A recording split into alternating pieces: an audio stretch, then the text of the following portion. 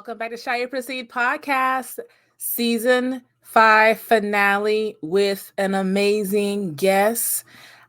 Drum roll, please. I have for you my auntie. Now, she's been my auntie for a very long time. I didn't know she's my auntie, but she's my auntie, and I told her she's my auntie. And now I'm going to bring her to you because she's been our auntie for the longest, but like for real now, she's my auntie. I didn't know. I have for you today the amazing, the beautiful actress, author, producer, fashion designer, Miss Daphne Maxwell Reid, best known as Aunt Vivian from the hit show Fresh Prince of Bel-Air. Please welcome Daphne Maxwell Reid. I'm having a moment. I am a child again, but I'm going to hold it together. I'm trying really hard. Miss Reid, to hold it together. I have, as you can see, the beautiful, the amazing, the talented, the legend, Miss Daphne Maxwell Reid. How are you? I am well today. It's a good day. It is a good day. It's been an interesting week, but today is a good day. Good day. I am so excited to sit with you and talk to you and just get to know you better and share more of you with the world beside what everybody thinks they know, what they love to put on you. We're going to talk about other stuff. You know what I mean? Other stuff. Okay. You have life besides everything else, right? Who's Daphne? Who are you? So you have a very long career. You're an amazing, amazing wife, mom, producer, author, photographer, so many things, so many firsts that are under your belt. Your resume is extremely long. You're still going strong in everything that you do. When I look at your resume, and because of course I didn't know off the top of my head, I'm thinking, man, I'm tired. Just reading it, I'm tired. I don't know how you do it. And in the industry that you're in, I don't know how you do it. And I would love for you to just bless us with your journey, because you didn't wake up one day and say, oh, I want to be an actress. I want to be a model. You went to school for other things. So please let me stop rambling because I'm nervous. And please tell us a little bit more about you. Little girl grew up in the projects in New York, and thank goodness it was New York. I was exposed to a whole lot of cultural things, and I was expected by my family to succeed in whatever I did. Now, if I was going to be a garbage man, I was supposed to be the best garbage man there was. So I had a lot of encouragement for success, and I think that really helps, is when you're encouraged to succeed, you put a little bit more into it, I guess. And it was at a time when there were lots of new opportunities education-wise that were opening up. And I happened to be in the right place at the right time and was selected to be part of a new kind of classroom when I was in the 4th grade. And I went through that system. And then there was a new kind of program for junior high school, and I was in that class. And then in New York, you get to take a test for specialized high schools. And because I started sewing when I was a little girl, and I loved to sew, I wanted to go to fashion industries and be a designer and sew. And my mother said, sweetheart, no, you're going to use your head. You already know how to sew. So I took a test and I got into the Bronx High School of Science. Now, I didn't use my science brain. I passed that on through my gene to my son. Clearly. Yes. It makes so much sense now in the field of work that he's in. I'm like, well, now the dots are connected. So I was at the Bronx High School of Science, and this was one of the top 5 high schools in the country. And I was president of the senior class, and the senior class had 948 students in it. And because there were so many students in the graduating class, and I have to tell you, 947 of them went to college. So I love it. Department says you get to pick 3 schools. That's all we can handle. So you pick 2 schools and then a state school. and I picked the 3 schools that I was looking. I was looking at Brandeis, which was up in Boston, and we had a visit from somebody from Northwestern University. I was out in Chicago, and the campus looked really pretty. So I applied there. I knew nothing about Northwestern. I didn't even know what I wanted to be when I grew up. So it was, I'm going to school. Well, you knew what you wanted to be, but your mother told you no. She shut that down. Yeah, so that was out. Well, now, I didn't know what the brain was supposed to be doing now. Yeah. What do you want to be? I don't know. Well, what are Black women? They're teachers, they're doctors. I'm not staying in medical school for 6 years. So that was not an option.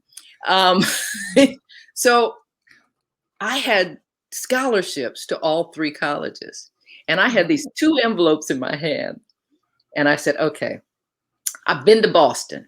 I know my brother went to school in Boston. I've never been to Chicago. Let me check this out. So I got on a plane and I went to school in Chicago. Nice. And my face broke.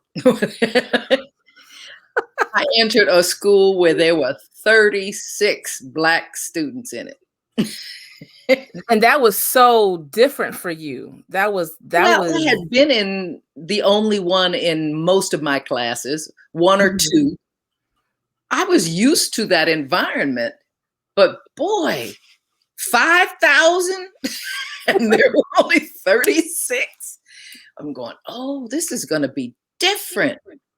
Especially since the first day I got there, I was going to check into my room, and there was a girl standing outside in the doorway. And I said, excuse me, this is my room. And she looked at me, she said, I'm not rooming with no niggas. And I looked at her, I said, well, honey, where are they? I didn't know what she was talking about. Right. Nobody had ever called me a nigga. And I'm going, what? This child needs an education. Check, please. I'll take a room by myself. Right. One.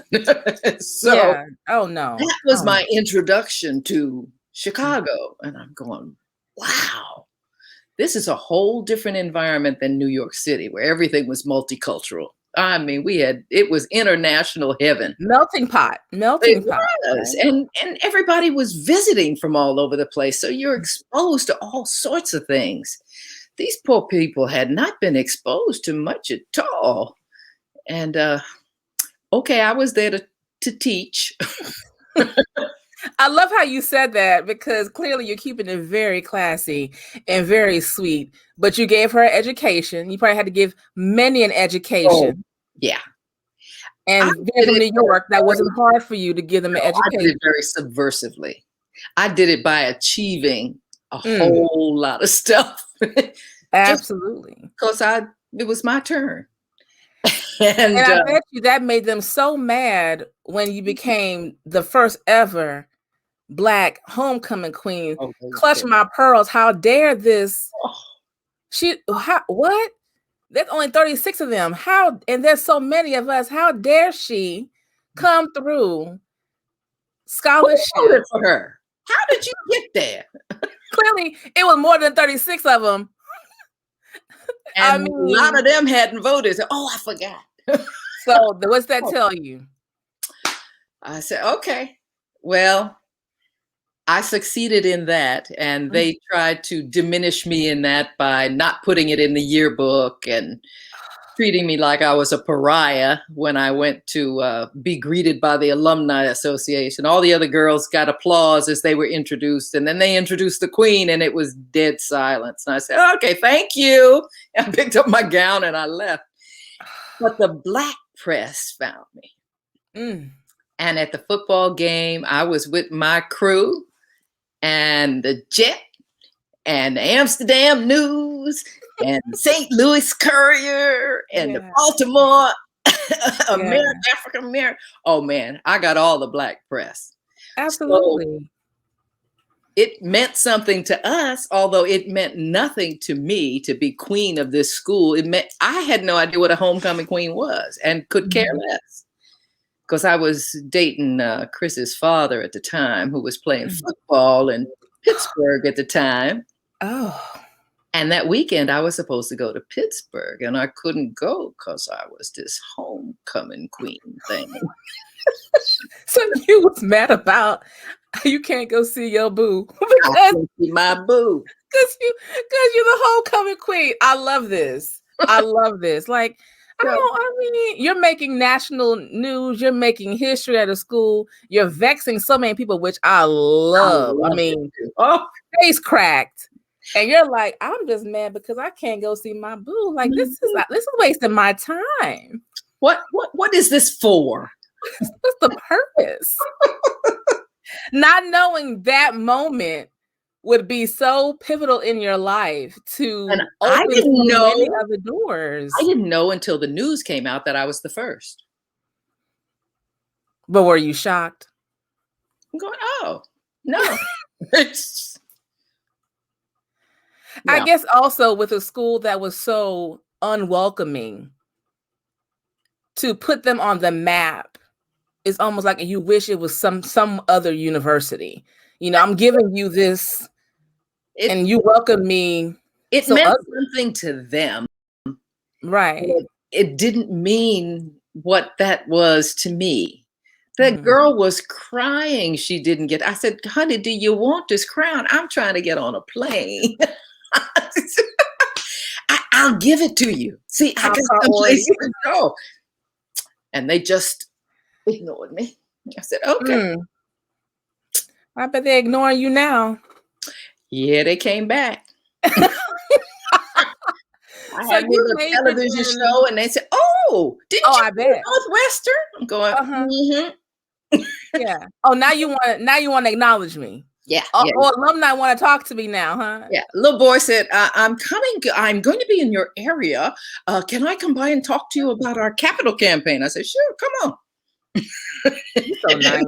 And he came, and I let him do the whole spiel. He was a young white boy. Bless him. And he sat in my office, and he just did the whole spiel, and I nodded. And so, can we count on you? And I said, Northwestern, take this back to them. Take this message. Northwestern University will never get a dime out of me. Let me tell you why I love that so much. Floor, honey. That's something my mother would have done. My mom was a seamstress. And I live in a small town in Texas, and early 80s, and she was from St. Lucia. So she came here and she had many clients who were doctors and attorneys, and she sewed from hand, making patterns from hand, all that stuff. She went to a fabric store, and the owner knew my mom, but one of her workers didn't. And my mother would take her time. Look, this is when fabric stores had great like lace, and you want to feel them, and you want to feel it, and you touch, and it was, you can get stuff ordered. And so she went in, and the young woman helped everyone else but my mom. I was with her. I'm standing, I was young, everyone else but my mom. And my mother had to do a wedding dress for someone. She had a wedding dress to make, and some doctor wanted some suits or whatever, and she never helped her. My mom waited and waited. And so she finally, do you need some help? She's like, yes, and had her cut all this stuff. And she left it. She said, I'll be back when Miss Fuller is here to discuss how you treated me in this store, who was the owner, who owned like half of the town. Yep. And so she came back, the young lady, she told her, don't you ever treat Miss Mango that way. There you go. The business that she brings in, and you don't treat anyone that way. But my mother had her cut so much stuff and said, I don't want any of it. She was sick. Walked and says, come on. I said, yes, yes. Well, I'm gonna say no, yes, ma'am. Yes, ma'am. Love it. Like your mama. Yeah, she was a handful. She was a handful. So Northwestern, forget y'all. Forget about homecoming queen. That's 40 years to apologize to me. So 40 years later, they had a Black Alumni Association by that time. And they invited me back for a Hall of Fame award for the Black Alumni Association. I go, and I get my award, and they said, now tell us about your time at Northwestern. Really? And I told them, and they said, we had no idea. I said, I know. They didn't write it down. Isn't that how history really is told? That's it. They never want to write down the ugly. That's They right. only want to write down the great. And when you're a benefit, they want to talk about it. You know, that girl who ran the alumni association called the president and said, "You have an apology to make," and they did. nice. And they invited me back to crown the homecoming queen, and I took Chris with me. Oh, I said, "I want you to see." He had never heard the story. really? You never told him? No. Why didn't you tell him? It never came up in conversation. Didn't avoid telling him. It just never came up. It really wasn't important to you. No, it really wasn't. It wasn't important to you. No. But it was important enough for you to let them know, listen, you're not getting any of my coins. Thank you. And when Chris was applying to colleges, he says, "Well, you and Dad went to Northwestern." I said, "But you won't."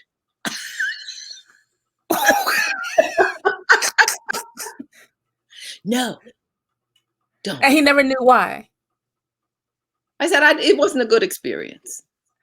So let me ask you though, looking back at it and not telling him your experience, do you think you have done it differently and told him when he was during that time, or you still would have never told him? He wasn't interested. He wanted to go to HBCU anyway. So I encouraged him to do that. Go where they want you to be. Yeah. And and now that, see, this is so funny because it makes sense now because he's so quiet to an extent, says nothing, talks about nothing of himself unless you pull it out of him. Mm-hmm. And I see exactly. I told you he gets it from you. You say you can't give you all that. I'm going to give you all of those traits. That's where Chris gets it from. But I understand though. If it's not important, why? I mean, you dealt with it and you didn't let it hamper your life or hold you back. It pushed you forward, accelerated you. No. So I was reading, and please tell me if I'm correct. You majored in photography and architecture? No, interior design. Interior design. But you never worked in that field. You went straight into modeling, correct? I was modeling when I was a freshman. I mean, my whole college career, I was modeling. I got discovered by Eileen Ford, who was one of the leading modeling agencies in New York, from a magazine that I had been a part of called 17 Magazine. The January issue was called The Real Girl Issue. Okay. So they didn't use models. They used girls who had achieved things. And I guess my favorite teacher, my junior high school teacher, who I stayed in touch with until he passed about 5 years ago, submitted my picture and said that I had won a National Merit Scholarship. So they chose me amongst a lot of other girls. Now, I grew up in New York. I went to school in Chicago. When I got this 17 job, it was a big deal. They were going to bring me to New York. Like you bringing me home? No, they put me up in a hotel. Oh, that's nice. Okay, I'm not from here. I have no idea. Yes, thank you. So I got a trip to New York, and I got to room with the Betty Crocker Bake Off winner. Oh, nice. The baton twirling champion of Iowa. I mean, it was a stitch. It was a stitch. It's so funny what was monumental and amazing, so wholesome, so nice then. People wouldn't even think of being like, well, what's this? That's not a big deal. Listen, I would want to be in a room with Betty Crocker winner. You show me some recipes. Right? I like to eat and cook, but it's so amazing how the world has changed, but yet we still want to acknowledge and cheerlead those accomplishments and those great things women are doing, especially this year and many years. This year is just like, I mean, this Kamala, raise Black it up. Girl Magic year. This is something else. It started. Yes. It's, when Regina King won the Oscar, I said, oh, this is something about to happen. This is about to be a lot going on. Yeah. But also you have another first, We're going to get all these out the way. Even another first. Yeah. Because you've been modeling. I was modeling, going back. You're super intelligent, super smart. You carry yourself well. You're not letting anybody bother you. You're just trying to see your boo and get through college. Get that degree in my MRS. That's all I was looking for. That's it. But then you become the first Black woman on the cover of Glamour magazine. Yeah. Now, please tell me at least that will receive better than the daggum. Oh, okay, the eyebrow raise. Let's hear this. Let me not. It was a surprise to me. Mm. I had been flying back and forth between New York and Chicago while I was in class, and United Airlines had a round trip student fare between New York and Chicago for $25. Oh. $25. So I was going back to model often because I was making $50 an hour. So and I had some mentors in New York who were ushering me around the modeling field and calling me for jobs and things. So one time I got a call, said, come into town. I'm going to just pull your hair to the side and put some lip gloss on and some mascara and sit on the window right here. I go sit on the window in her little red jacket that she gave me to put. This man came in, and I don't think he shot a whole roll of film. And I went on back to school. Okay, see you, Amy. Okay, I went back to school. Well, honey, a few months later, I'm walking down the street and past the newsstand, and that's my face. You had no idea. They didn't tell you ahead of time? Yeah. Oh. So that was a lovely surprise. And again, I did not know I was the first until it happened. You don't know that you're the first until after it happens. Right. Right. You know? But how did it feel though? Like you have to at least be feeling something like I'm making history. No, you don't think about when you're 19 years old, you don't think about making history. Old people make history. I was just living a charmed life. I was having great opportunities and being blessed with being able to take advantage of these opportunities and being able to learn from them and grow. It was just called living to me. Wow. It wasn't, I've got to be the first to do that. What do I want to do next? I'll do what I want to do. Oh, I'm the first? That's lovely. It doesn't, what they say, feed the bulldog. It just, so you're the first. They talk about it, but it's history. It's not living. Right. I understand. I understand. So with everything going on, you've been modeling since you were in college. You're breaking down walls and doors that no one wants you to break down at all. You're not thinking anything of it because you're 19, just trying to see your boo, get your $50 an hour, fly cheap, enjoy life. And you stumbled into acting and then you fell in love with it. Well, I had been part of a group in New York when I was in high school that a girlfriend invited me to come with me to this. We going down to this place and they have like these improvisational acting stuff going on. I said, okay, I'll go with you. And it was a place called the Group Theater Workshop. And Robert Hooks was leading the Group Theater Workshop. Douglas Turner Ward was writing for it. These are people who have become famous as well. But back then it was a bunch of Black folks having a good time and having the opportunity to do improvisation and go to different neighborhoods and present shows. It was a lark. This is not something that a Black woman should be doing because she can't make a living doing this. So this was not on my agenda. So after I graduated from Northwestern, I was still modeling in Chicago and living there and trying to make a career of modeling and doing commercials and voiceovers that I found paid well and I didn't have to wear makeup, which Hey, low maintenance is key. I love it. So this guy came to town. His name was Robert Conrad. And you young people have to look him up.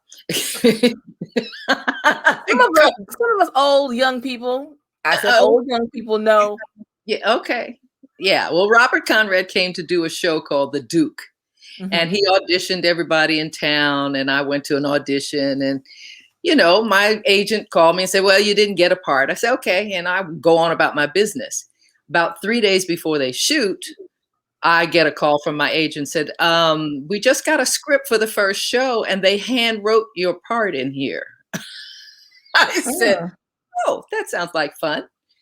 I had a great conversation with Robert Conrad. We had a lot of fun. He wrote me into the script. Nice. And I became a regular on that show as it's shot in Chicago. So that was my first acting and on television. I had done a commercial, a national commercial, and realized that they pay a whole lot of money for residuals on a national commercial. Amen. So I said, I want to do this often. I do one job and I keep getting check upon check. And when it airs, yes, that was a lovely way to live. But you couldn't count on it. And you couldn't count on getting another commercial. Because one day I went to 2 auditions, one for a white agency for a floor cleaning product. And the second one that afternoon was with a black agency for McDonald's. And the word came back that the white folks didn't want you because you were black.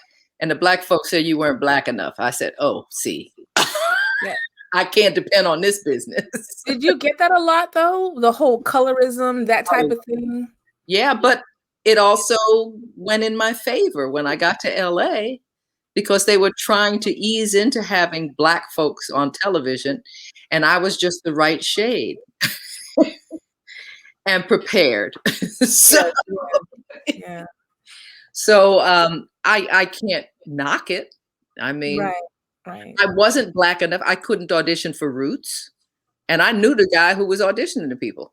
I wasn't black enough for Roots.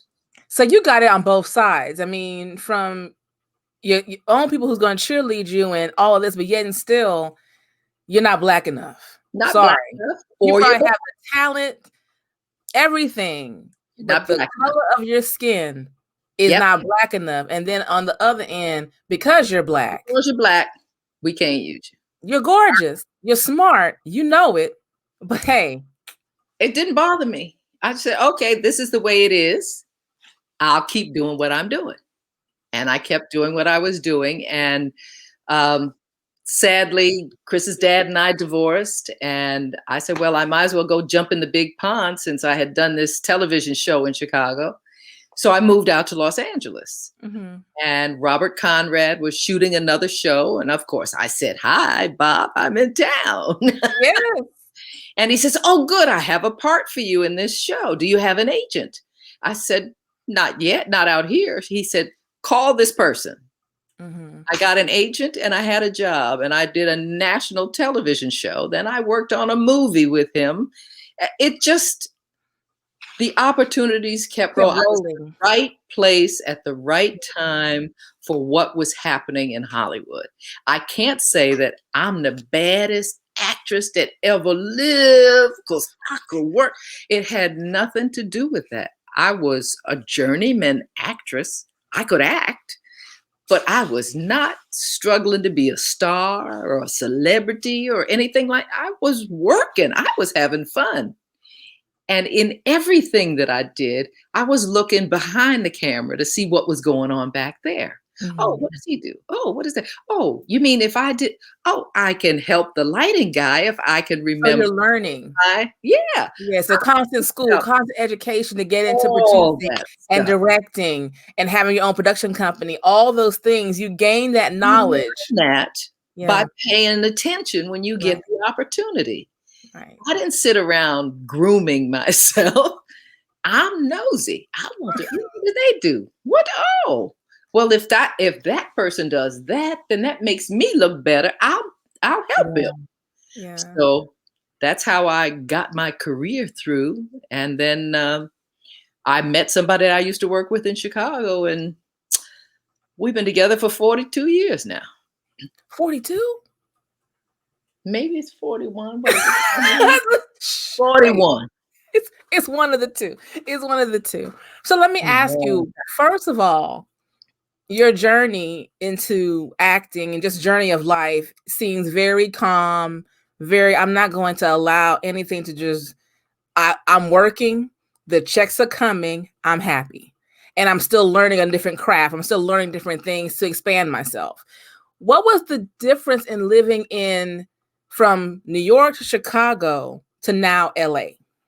How was that culture shock? The culture wasn't affecting me as much as my personal life was, because I had moved to Los Angeles and left my son with his father. Okay. That was not done back then. Right. The child always went with the mother. Yeah. But I said he has a relationship with his father. They have a schedule. He has a schedule. I don't know what the hell I'm going to be doing. Yeah. He don't need to be hanging out and trying to figure out what to do next if I don't know what I'm doing next. So I left him with his father. And that was painful for both he and for me. And I missed him. And things were happening back in Chicago with he and his dad that disturbed me. And I wasn't there to fix it. So while I'm having this wonderful career, I'm also having a very challenging personal life. Yeah. So you can't just go by what you see. You don't know what folks are going through while all of this is going on, while they're celebrating me. You're not celebrating because you have so much going on. Real life is happening. Real because life you are a person and real life is happening.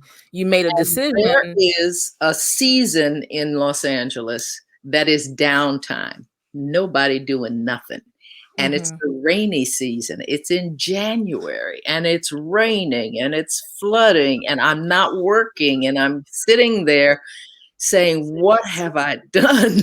Oh, yeah. So there's that also. And then let me ask you. So you made it just like and that was early 80s or 70s? That was 79, 80. Oh yeah, they weren't. Moms weren't doing that. They weren't doing that. And if you did, you getting looked at real crazy. Even today, you getting looked at crazy for doing so. Going after what you want to go after and allowing the other parent to parent because they have a relationship. That's still taboo to this day because women carry a heavy weight of why aren't you there? Right. What you doing? How dare you? The judge that I got in divorce court was horrendous. He said to me, Chris's father was not working at the time and I was working. And the judge says to Bob, why aren't you suing her for alimony? So who is this guy? What's wrong with this guy? What's happening here? You're not a lawyer. Shut the hell up. How dare you be making money? I mean, give him some right now. Oh my God. So at least Bob didn't want to do that. Thank goodness. I don't know when my next job is coming. Come on. Right. Yeah. So being in Hollywood, married, child, divorced in Hollywood. Now you're a divorced woman with a child, make a decision. You're separated by thousands of miles. And like you said, people think they see what they want to see, but reality is that's a hard decision to make. And then, you left your child? Yeah. And you're getting it from everywhere, probably. I mean, the judgment is real. Yes. The passing judgment is as if everyone has lived a charmed, beautiful life. They've never made a decision. The judgment is real. So at some point in time, Chris is back with you. Yes. When I got with Tim, my now husband, he understood all that was going on in Chicago and the problems that Chris was having and the problems his dad was having. And he said, I don't know why you don't just go get your boy. And I said, will you welcome him here? And he said, yeah, go get your boy. And I went and got him. So he went to high school in LA. How was the adjustment? I'll never ask him. Oh. He ain't gonna answer me. No, he will, but it'll be over drinks. He'll tell you about that. No, he'll tell you about that. By ourselves at dinner. I know Chris. So how was it for him, that transition from Chicago, right, to LA? He didn't mind being in LA, but he was with a guy who had 2 children. Oh. And his children were in San Diego with his ex-wife. So they would come up and they would all be together. And Tim would only talk to his children and share things with his children. And Chris was listening anyway. All the advice he gave about investing in stocks, all the stuff he talked about with computers, Chris was sucking it up. His kids could care less. So Chris was like taking notes in his brain, like, I got it. And then at one point, Tim had an office and he had a computer in his office. We were early computer people back in the early 80s. And he told Chris, don't bother my computer, because he knew Chris loved to tinker on computers. Don't mess with my computer. Chris went in there one day and was on his computer doing some stuff. And Tim came home and he says, what you doing on my computer? He said, you had this wrong. And he said, so you fixed it? He said, yeah. And Tim said, okay. But I don't want you on my computer. So let me ask you, so you found love again in Hollywood, someone you've known for a while. Yes. Both in the same industry, Mr. Tim Reid. Yes. Successful in his own right, producer, actor, well known for so many things. And the two of you are known for those 80s, well, him 80s, 90s, you 90s, 80s. Your resume is long. You know, and Black Hollywood then was, like you said, if he was too light, if he was too dark, if he was this or that, it was different than now, where it's like everyone's trying to champion for everyone to get a role. But it's kind of trickling back on, why you pick that person? They're not dark and they're not the right skin tone. It's like, why do we still have to do that? Like, why is that still an issue? So you found love again. How has it been to now you're raising your son with you in Hollywood, in California, you're in a marriage, healthy, there's other children around, there's a male presence around. How was it for you to navigate your career as a wife, now a full-time mom again, in this industry? It wasn't so bad because Chris was old enough. He was in high school. So I didn't have to, worry about picking him up from 4th grade or anything like that. Right. He had a buddy who drove him to school every day and drove him home. And I was home when I was doing sitcoms. You're home, you have a 9-to-5 job, basically. But if you're doing film style, you can be shooting anytime. So you work it out. I mean, who's going to be home, who's not going to be home, what you're doing when you're home, that kind of thing you work out. And the worry is not there because you have a partner who's right. Your child old enough to take care of himself. Don't act stupid, Chris. Do what you got to do. Yes. Partner, either you're home or he's home. So it makes it like a regular, if there's ever an irregular. Or he was with us. I mean, so he's hung out on a set a time or two.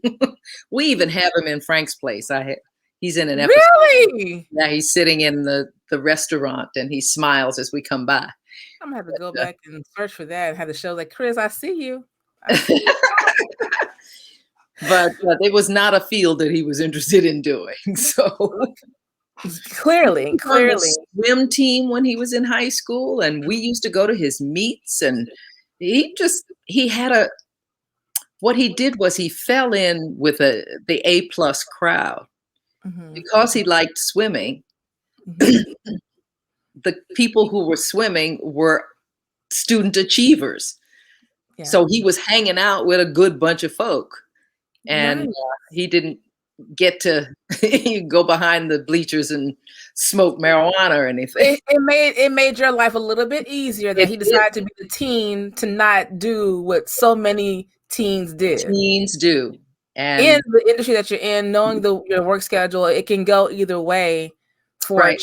child whose parents are in Hollywood. That's a different But we never worry. treated him like we were, that they were anything other than our kids. I mean, they got out of high school.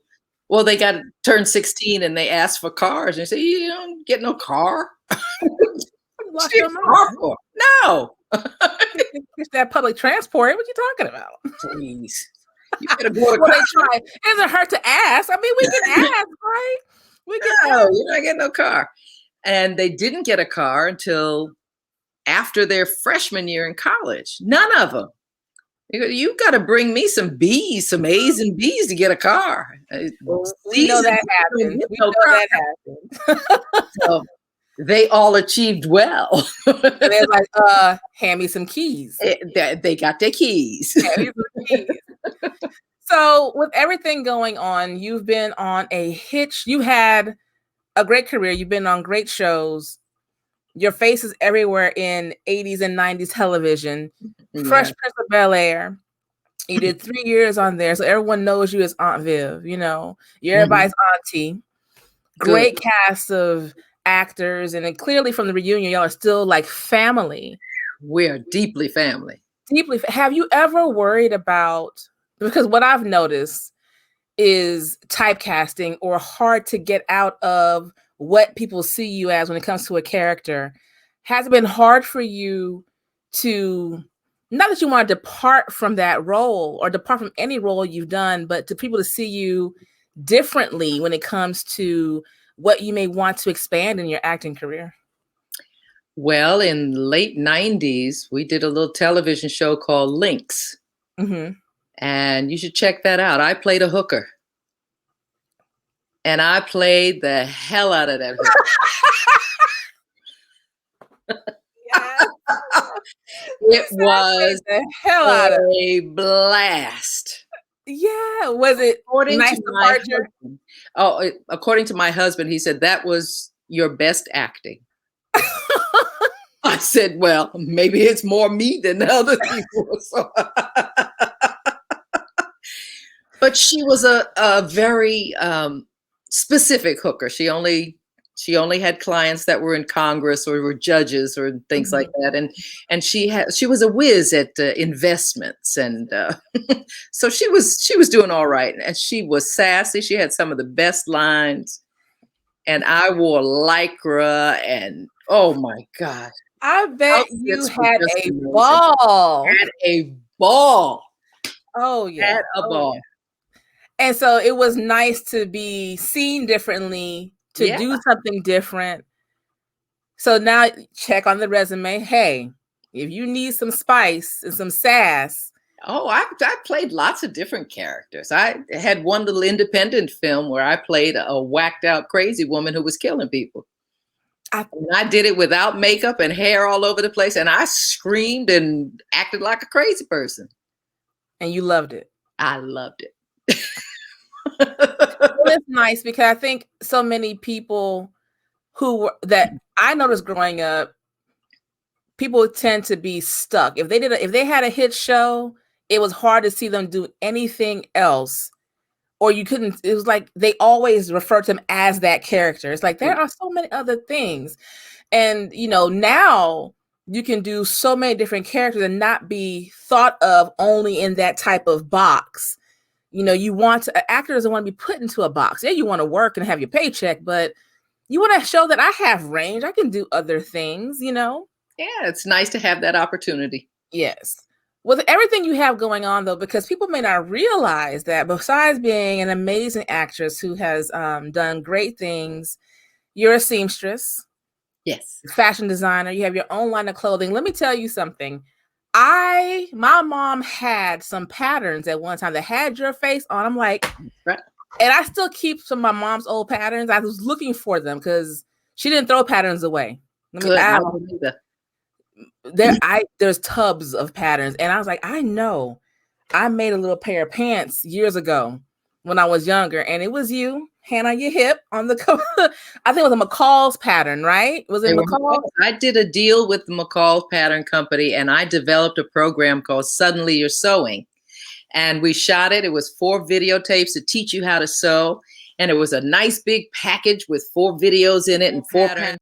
We sold it on QVC for like $80 a pop. And we sold 1,600 of them in 45 minutes. So QVC is the devil. I'm sorry. Yeah. Every day I'm like, ooh. I don't even go to that channel. I remember QVC and like, you can do what? How many pages? Oh, let me get that. You don't even need it. Yeah, but it was a great project. I got to work with the president of McCall's Patterns and the people who work for him. And we developed these patterns, and it went on for years. And I right now have a pattern that I asked them to design for me so that I can reissue Suddenly You're Sewing on DVD. Nice. So I just haven't gotten around to doing that yet, but I have the patterns. I've got 1,000 of them. So that's another project. Do that. Yeah. You need to do that. So besides that, you actually design clothing. You have fashion. You had a 2008 fashion show not too long ago. And we're going to talk about this. 2018. Yeah, 2018. Yeah. So how was that for you, developing your own line, and then you have a fashion show? I love your style. I love the jackets, because my mom just is like, so what made you go to this? I had been making these jackets for myself, and every time I told you I was a fabriholic. And every time I wore one of my coats, people stopped me and asked me where I got it. And I said, I made them. And they said, well, you make me one? I said, no. So my husband has an institute, and he was raising money for his institute, and he was putting on a fashion show. He says, you're going to do a line of your coats. I said, okay. I mean, so I made a dozen, and they sold them off the runway and started a custom business, because I'm not going to be just sitting there sewing. I got other things I like to do. I have a custom business, and I measure you, let you select your Chinese silk, and I whip them up. Beautiful, beautiful. Thank so people may not even realize that this is what you have going on. And now you have masks that you sell on your website, which are adorable. I need to order a whole bunch because I'm going to wear them no matter what. Yes. You're not going to sell for anyone. You're going to have it custom made. So what else do you have in your catalog of fashion besides the beautiful coats and the masks? The coats are the only things that I have. I did another version of a coat in linen called a swing coat. And a lot more people can wear them because they fit more people. And we did the next fashion show was the swing coats, and I did them in a rainbow of colors. So I had them up on my website as well. And we're down to like the last 3 swing coats left. And I've done some custom ones, but those are the only things that I do fashion wise. I didn't do a collection last year because we didn't have a show. I mean, 2020 and we're getting ready to do a fashion show this May, another fundraiser.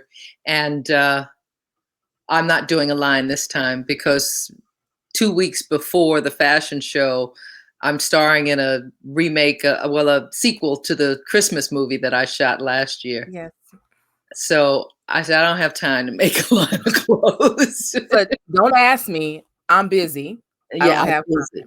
So instead, I'm making the masks for everybody who attends the fashion show. So I'm making that would be nice. 150 black masks with the logo of my husband's new network on the mask. And I may not get to the fashion show, but I do need to get a mask. I will be submitting that. Thank you. Also, I'm like, Reid. You have your fashion, you do photography, but you have books. So let's talk about your books. Let's talk about your most recent book. I started a photographic journey, as we say, when I turned 60. And I had always taken pictures. And I traveled the world and loved traveling the world. And I would come back and share with my girlfriends some pictures that I took. And because my degree was in interior design and architecture, I was really focusing on architectural details and doors in particular. And I didn't know, but I had taken a whole lot of pictures of doors. So my friends said to me, well, why don't you do a gallery show? I said, you got to be a photographic artist to do that. And she said, figure it out. So I went to one of my local galleries and I said, do you have a month free? Because I'd like to hang some photos that I've taken. They said, sure. That's what you can do when you're a little bit of a celebrity in a town. You know, I want you a row. And Walk in. I need a show. Thank you. Yes. Well, I was on the board of this art gallery, and I knew that they didn't have anybody for July. I said, can I show my, yeah, hang your stuff. So I did these 16 by 20 prints of this select bunch of doors, and they sold some off the wall. I said, oh, so I could do this. Anyway, I started presenting them and presenting talks to like the Links and the Deltas and groups that would form that needed a speaker. And I'd talk about my journey and the doors, and they'd buy the pictures. Well, then the market crashed in 2008. And I said, people are not going to be spending $200 to put a picture on the wall. So let me see what I can do with this. So I started making note cards instead. So I did note cards, and they started selling fine. And I could sell lots of note cards to groups and things like that because they're only $20. So after doing so many talks, it finally occurred to me, I am saying the same thing over and over again. Why don't I write this down? I love the fact you're like, listen, I don't have time.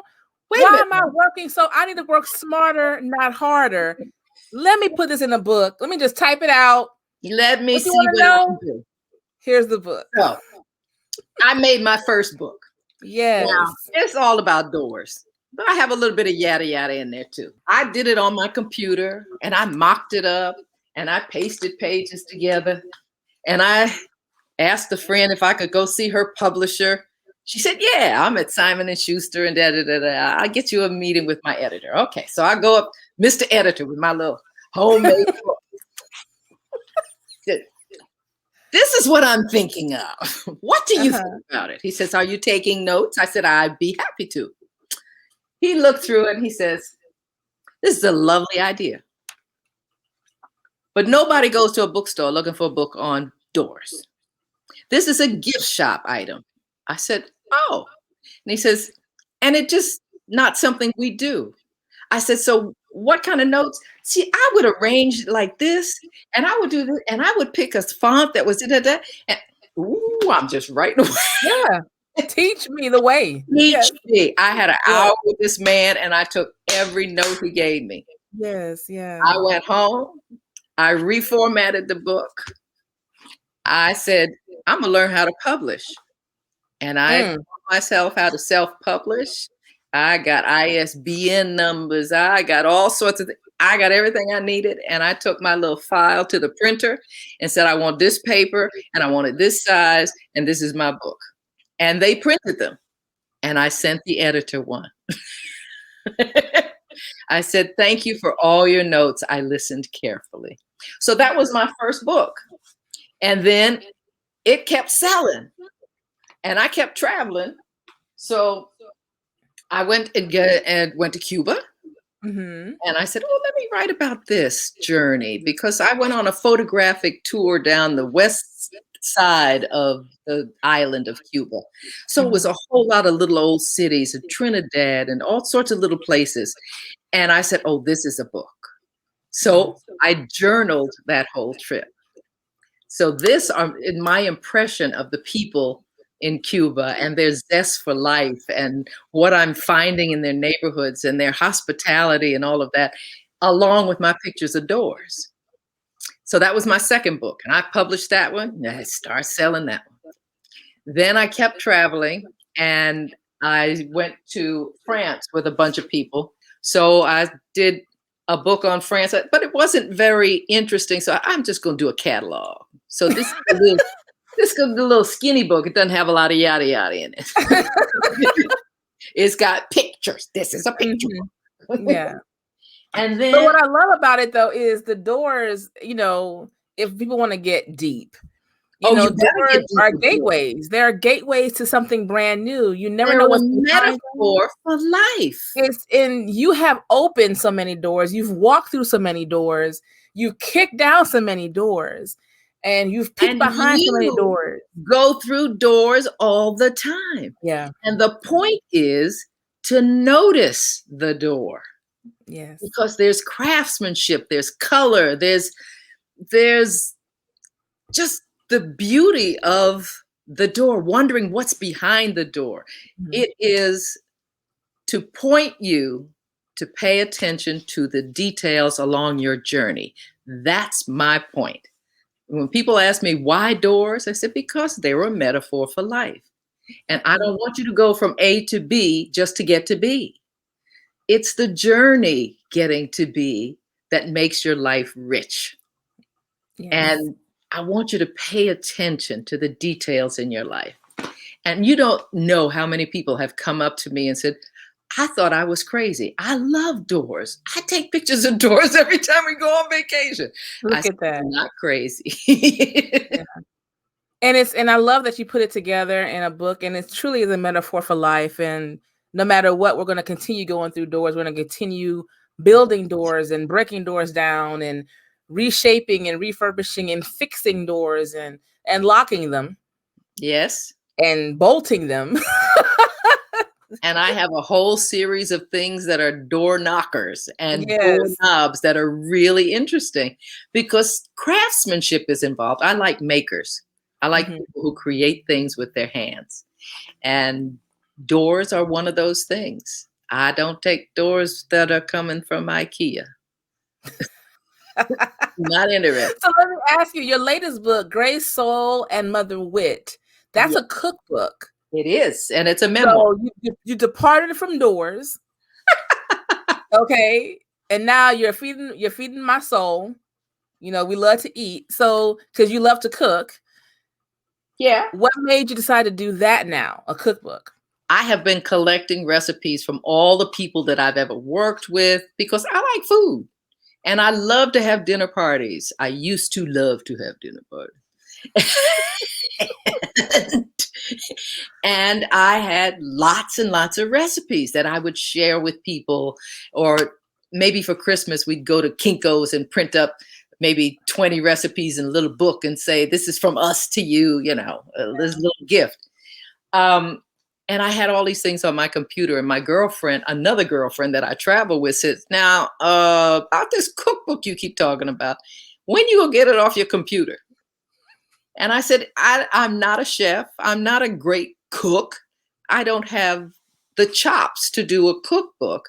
So I have to figure out another entree into sharing this.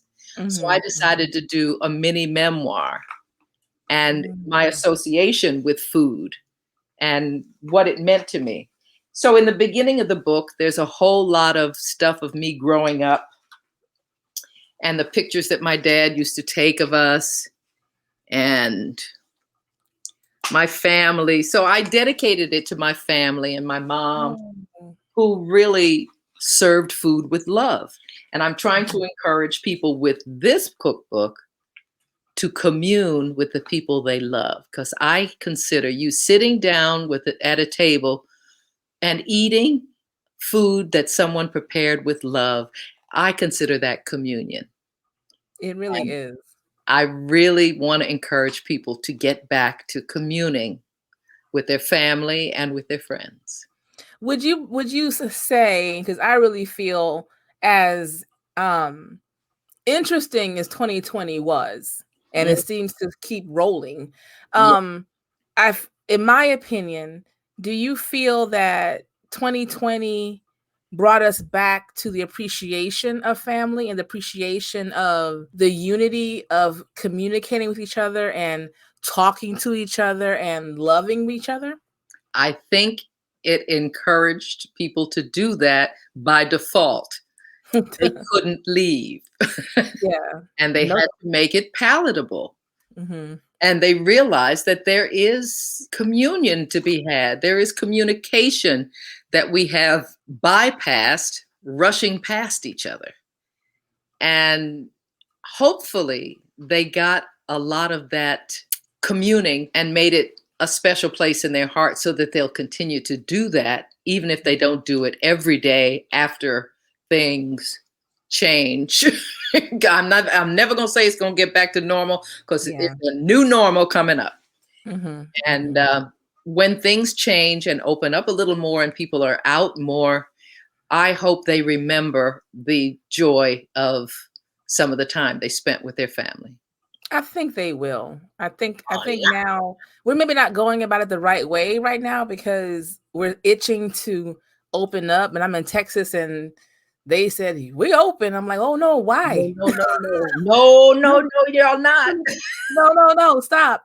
But I think I will say though, there's an appreciation for your neighbors, for people even outside your family. Like, how are you doing? I remember when we first shut down a year ago now this month, we were just at weeks later, you come to your driveway, check the mail. Hi, you're waving from a distance. How are you How are you Kind of doing? communication. A Yeah, person besides who's in my house. How are you? You good? You need anything? I right. can't give it to you, but how are you doing? Do you Yes, have toilet paper? Do you have this or that? And I think it made everyone realize we need each other in some way. yes. That community, like you said, we're back to community and helping each other. If I don't have, you have, and just putting the phone down because the news was so debilitating and sad that you wanted to talk about other things and do other things. So hopefully, whatever the new normal will be, we hold on to those type of new things we kind of held on to. I think the change in government brought empathy back, that people Yes. care about each other more than they did over the past 4 years. So Yeah. there's Yeah. there's a new look on community, and Yeah. hopefully it'll stick and stay. You're a young woman. You're 25, 26, and you've Mhm. seen a lot of life. Um, Speaking about current events and what's going on in this world, and you've seen it all. You've lived through many changes, I many, many, walked on the March on Washington, honey. That's how old I am. so do you feel history has really does repeat itself? And do you see any light at the end of this? I see the enthusiasm of young people and hope that they listen to their folks who have done it before Hmm.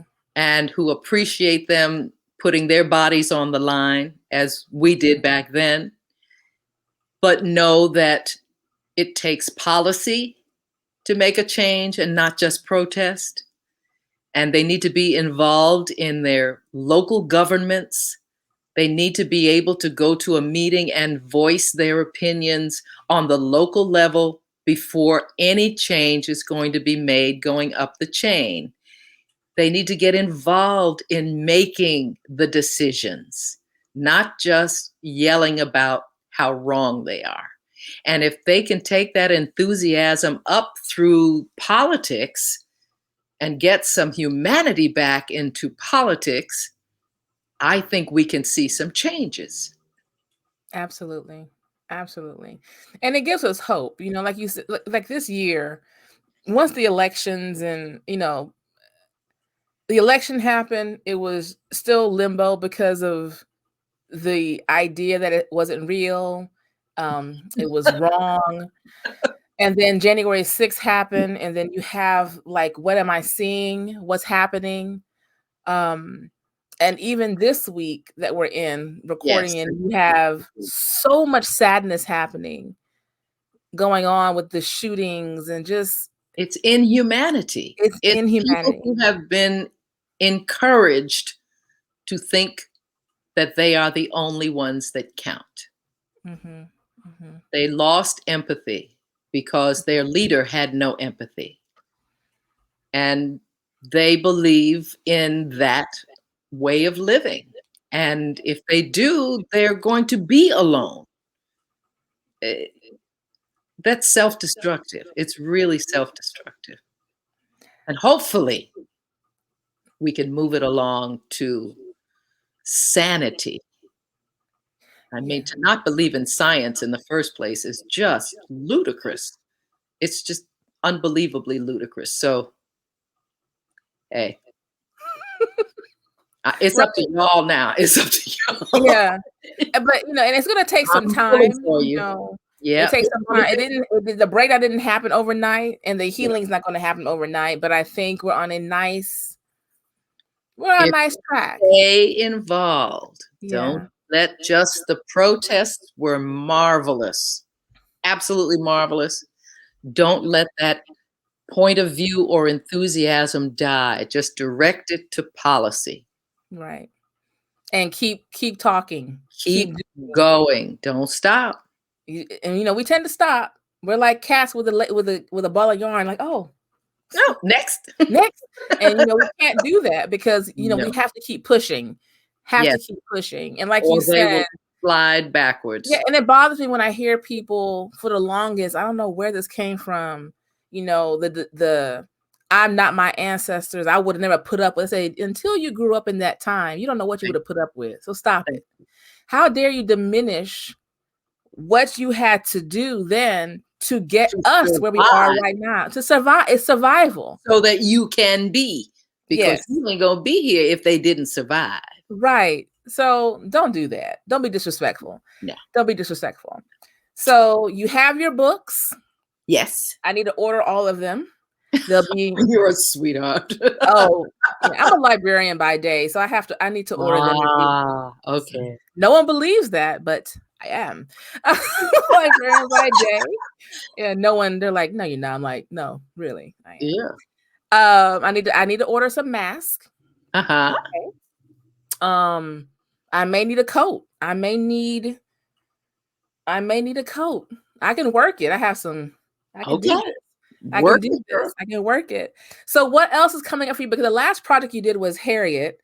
You had Harriet was the last big project I did. I did a last big small project you movie. had. Yeah, we did a Christmas movie called The Business of Christmas that's on BET Plus. And then you're doing another one pretty soon, correct? Yeah, next month we'll be shooting the sequel to The Business of Christmas. Now that we're semi-opening up, everything's kind of opening up again because with COVID, there were so many restrictions and things being shut down. We shot anyway. Really? We shot the reunion with all the COVID protocols. Okay. We shot a movie, TV series here in Virginia called Swagger. All the protocols. Screen Actors Guild has a really strict 13-page protocol that you follow if you want to shoot a movie. Yeah. And it works. It works. So we've still been working. Good. So how was the reunion for you? First of all, let me tell you what I kept playing over and over again. The little switch between you and Janet on the chair. I said, look, okay, switch. I said, I can't play that over again. That little video thing was so cute. I'm like, that's hot, y'all. Y'all caught that? How was it being back on set and just seeing everyone? How was it? It was great. It was an actual family reunion. It really, and Will had set it up. Will produced that. Okay. And he had set it up so that we were all staying at separate hotels so we wouldn't reunionize before we got on set. So I would have failed that. I would have failed. He I've been like, treated where y'all at? I want to come see you right now. Come. he had the COVID thing too, so you couldn't just go bopping Oh, that's around. right. Yeah. So it we got to set and we were all there in the same place at the same time because we all stay in touch with each other. All we have for the past 20 years. Right. And we all got together on that set and it really felt like I have missed you for 20 years. Do you think COVID emphasized, like, made that even more because you're missing family? You're stuck with only a small group of people in your core of like, okay, this is my COVID safe core for a year or a month, and you don't know day to day how long it's going to be. And then you talk to someone all the time, but you think I can see you anytime I want to. But then COVID hits and you don't know. Right. So then now you have the reunion. It must have been like amplified, like, oh my. Yes, we could actually hug. Yeah, They tested us for weeks. They gave us all sorts of things to wear on the airplane and in the hotel. They tested us again. They tested us when we got to set. They were following the protocols. Good. Everybody was masked up except us. Yeah. And by the end of it, it was like, and when I saw it, the first thing that came to mind was, this is the big hug that everybody needs to see this year. This is the warm hug that people need right now. I was emotional because, I grew up too. watching a lot of, I grew up with Cosby and Different World and Good Times and all that. And then this, I was like, oh, wait. And, many shows don't have the reunion, because many are not still here, or there's either tension, whatever it may be. Yeah. But when you have a show that stands up every year past the last episode, because what I miss in entertainment, and this is why I started podcasting, I miss great conversation about anything, but great conversation, good, healthy debate, and we're still friends afterwards. But I miss entertainment that teaches you something. That allows you to laugh when you feel like laughing. Exactly. And gives you something that grows with you. Yeah. You can truly relate to. I mean, we may not be wealthy, but you can relate to those topics. And so many shows in the 80s and 90s that were Black forward really gave you great storylines. When you look back at it, like, why do we not have this anymore? Why is they are going for cheap laughs? Yes. If you listen to the comedians now, they can't do a set without cursing and bringing up body parts. And that's not funny. What's funny about that? Give me humor. Give me situational humor. Also, we can't laugh at ourselves anymore. We've become so sensitive. Say the wrong word. Oh, that's not politically correct. Yeah. Oh, you can't. And sometimes it is what it is. It's our backgrounds are different, but the humor is the life is the same. And I just miss that so much. That's why I rarely watch much television. Yeah. Then Blackish came, and I was like, okay, they're dealing with some issues on Blackish. Okay, I liked it. They hitting them, but I liked it because it reminded me of what I grew up watching, right? And the actors and the actresses that I saw and grew up with, from your shows, from your husband's shows. Everything is like, I grew up, I'm 43, so I grew up watching those things and experiencing those things and seeing and understanding and watching these characters grow up. And watching the parents get tired, because that's real life. Like, I can't do nothing. You know what I mean? That kind of thing. I miss that. Yeah. I miss that. And I think we've gotten to the point of it's all about reality. It's all about the quick laugh, the ugly laugh, the dirty laugh, the laugh that, yes. Yeah. So, and I missed it. And I was like, so when the reunion show came, all my friends, we were, some of my friends can recite the show from beginning to end. Yeah. And, you have your favorite scene. So you're watching it, then you're showing your kids or your niece and nephew, like, I mean, this, you need to look at this. This is, and they're like, I don't get it. You have to get it. You don't understand. We're on our third generation of watchers. I've got young people calling me Aunt Viv now. I Yeah. said, "Oh, your granddaddy used to watch the show." No, really. Yeah. Yeah. Yeah. It hit me the other day. So I can probably be a grandmother. Like, what is that? I rebuke it. In the name. But no. Okay. Absolutely not. So I must say this because my friends who are your sorors will tell me, how dare I not bring it up? Almost all of my friends are Deltas, okay? And if I don't bring it up, okay, listen, they're going to lose their minds. Gia Dawn Prudhomme, Alicia Booker, Terry Harrison, Victoria Wells, all my sisters. Listen, if I did not bring it up, they would have hurt me. They would have been like, how dare you not? Very serious. It's a serious thing. I said, listen, calm down. They are so dear.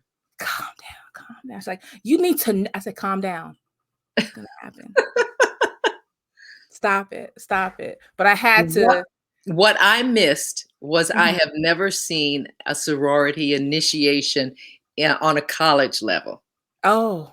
Okay. So, because my initiation, I was the only one initiated the year that they took in the honorary. At their 50th, right? At their in New Orleans. Oh, New Orleans. And it was something I will never, ever forget. And they are so dear to me. If a Delta just raises her hand, I said, "What you need?" I'm there. Yes. I'm there. Yeah. So if you need to see anything, just let me know. I know a slew of them all over the country, and they will be very happy to walk you anywhere and take you anywhere. Like, oh, no problem. No problem. I just got off Saturday. We had a Delta Authors on tour in Greenville, South Carolina, and it was virtual. So we had the whole South Atlantic watching. It was so much fun. Nice. Well, I had to bring it up. I could not let you go and not bring, because if I did, oh, my sorors, you go. They would have given me. I've known these women. My best friend Gia and I've been friends since 5th grade. She thinks she's my mother and everything else. Okay. Oh, yeah. If I didn't do this, I would have never heard the end of it. And then her child, who's my goddaughter, been like, T-Lise, I don't understand why you leave me alone. You want to do it next time? You're getting your applause now from your Deltas.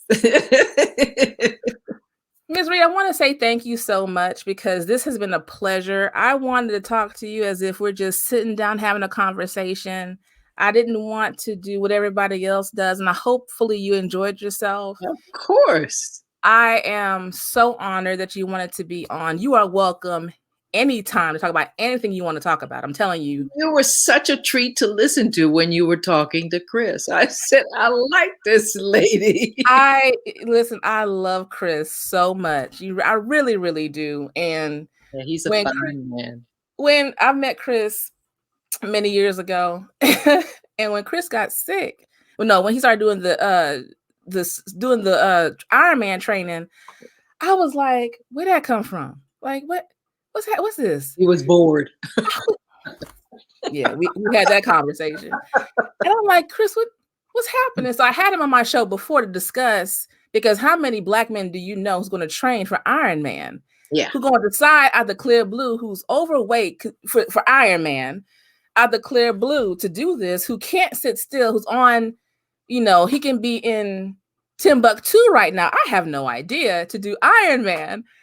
And he was like, yeah, I just want to do it. And then when the cancer happened, and I was mad at him because I found out, as if I'm supposed to know beforehand, I found out from a social media post, him in a gown with IVs out of surgery. I'm like, what is this? What is this? That was our weekend in Baltimore. And all this time, he'll encourage me, hey, Arlene, when you working out, what you doing? I listen to the show. He's always been like one of my number one cheerleaders for whatever I do. And he's always been great. Even when my mom passed away, he was like, first one, hey, sis, you good? And then when I saw that, I'm thinking, I know you're quiet and I know you don't really say much about your personal, but sir. So I sent a message like, hey, you okay? I'm just gonna wish you. I don't like to intrude. I feel like if you want me to know, I'll know. But just know that I'm here for you. I'm the friend. I'm not gonna bother you every day. But if you give me that call, the bat signal, I'm there. Yeah. And I was like, just checking on you, making sure you're okay. If you want to tell me what the hell's going on. And then he told me, I was like, oh, okay. Whew. All right, what you need anything? No, I'm good. And then hearing his story, true Chris fashion, I'm like, you just call the man up, huh? You just call the person. Yeah. The guy who invented it. I said, you're just gonna hop on a jet, huh? Just go there and do it. But that show has been so good because so many men have listened to it. Good. And he told me the other day, Erlene, so many people have reached out to me saying, I'm checking my numbers again. I'm getting my reports. Good. I'm checking. I'm looking at stuff. Friends of mine that I've known for years, like, hey, I need to go get checked. I said, yeah, you need to get checked because you heard what he said. Good. Look like us. The numbers don't mean you better go get checked. I said, you're working, you have insurance, get yourself checked out. So it was a blessing. And I've been encouraging him since 2 years ago about, I need you to get a book. I need you to do something. You have a purpose. You're not the only one. I said, what's your purpose? He says, yeah. I said, you have a journey to discuss. And he's already written it, basically. He'd just take his blog post and put it down. You heard me tell him that. I said, your blog is, yeah. I said, Chris, stop it. Just stop. And he told me the other day that people have been reaching out to him to do shows and interviews. I said, well, that's good because you have a testimony and your story. This is a story right here that's going to help someone. Nothing else. This is going to bring awareness because you look like you are a regular person. Yep. Who lives a semi-regular life. You're young and this is what happened to you. So you need to share that. Yep, he will. He better. His sister's on him. I'm on him. You're on him. Yeah, he's gonna get it done. I said, I don't want to. If you keep swimming and you don't use this gift you have to help somebody else, we're gonna have a problem. But anyway, I want to say to you, thank you for sharing who you are, sharing so much new stuff that I know many of us did not even know. I love your energy. I love your wisdom. Thank you because you gave us so many gems. And hopefully I can grow up to be just like you and just be so nonchalant and listen, I'm not letting that bother me. It shouldn't. It shouldn't. And I try to be, but I'm still working. The word worry, make it go away. I'm trying. Because whatever the problem is, if you can do something about it, do something about it. If you can't do something about it, let it go. Somebody's going to do something about it. Yes, ma'am. Worry doesn't get you nowhere. You're right. I mean, I'm trying. I got better. My mom passed away in 2014. And after that, I was like, oh yeah, y'all not going to bother me. After that, it was like, I'm no longer doing anything I don't want to do. I'm not going where I don't want to go. My no is really it was my no before. It really is my no now. Yeah. If I don't want to, I don't want to. Yeah. Sorry. Yeah. Deal with it. Leave me alone. This lady. I'm done. All about me. All about me. Thank you so very much, Ms. Reid, for coming on. You are amazing. You are beautiful. You are encouraged. You are sweet as you can be. You are everyone's aunt. You are my aunt. I don't care what anybody say. Anytime. You are my aunt. Give auntie everyone. Yes, we must go to your website. Check out your website. Order some books. Get some mask. Get everything from you. Make sure we